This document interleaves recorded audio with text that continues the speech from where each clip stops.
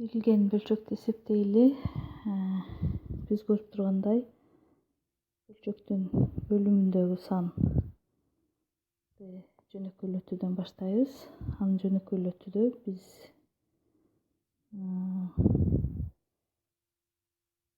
бул бөлчөктү жөнөкөйлөтөбүз. Демек, 2 кемитилген 2/1 санынан анда 2-ни биз 1 кошулган 2/2 түрүндө жазып алсак, кемитсек 1 өзү жазылат. 2/2 менен 2/1'ди кемитсек, анда 2/1, демек 1/2/1 же болбосо 2/3 келип чыкты. Көрүп тургандай 2/3 келип чыкты. Кийинки 2'den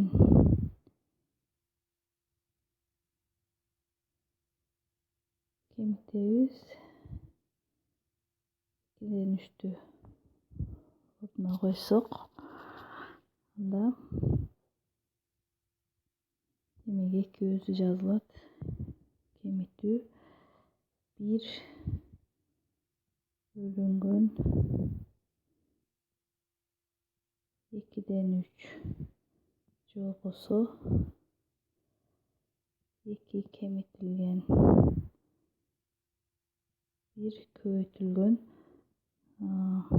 Биз билебиз, бөлчөктөрдү бөлгөндө бөлүмүн алымына жазабыз 2'ни. Ал эми алымын бөлүмүнө жазып, бөлчөктү алмаштырып көбөйтөбүз. Мындан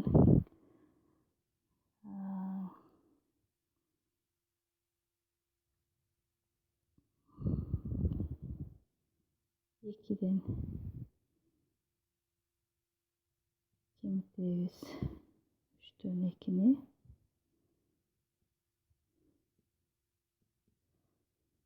Болбосо барабар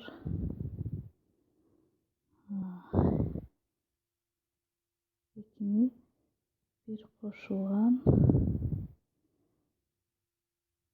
3/3 түрүндө жазып, 3/2'ни кемитебиз. Демек, бул барабар 1.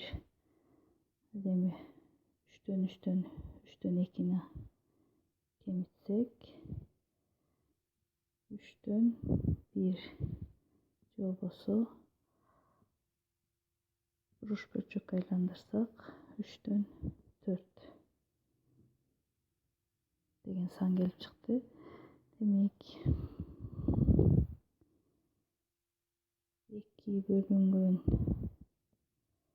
3, эми бул сандарыбыз 3/4 экендиги келип чыкты. 3/4'тү коебуз. Демек, барабар 2'нин өзү жазылат. 3 көбөйтүлгөн бөлчөгүбүз алмашылып көбөйтөбүз. Демек, 4/3 алмаштырып жазабыз. Барабар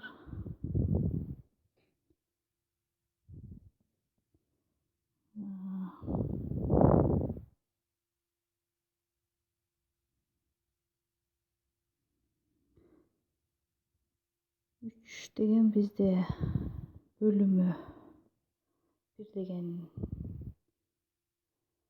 сан бар экенин биз билебиз. Демек, 2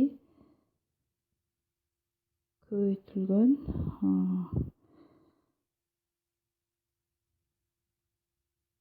4 4'tөн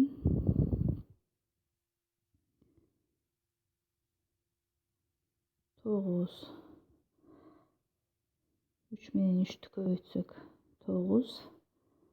Эми 4 менен 1'ди көбөйтсөк 4. Мындан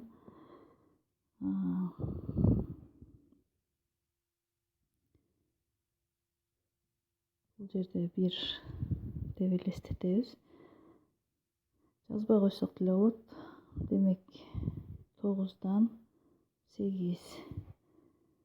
Бул жерде 2 көбөйтүлгөн. 9'dan 4 деп бөлчөктү алмаштырып көбөйттүк. Демек 9'dan 8 келип чыкты.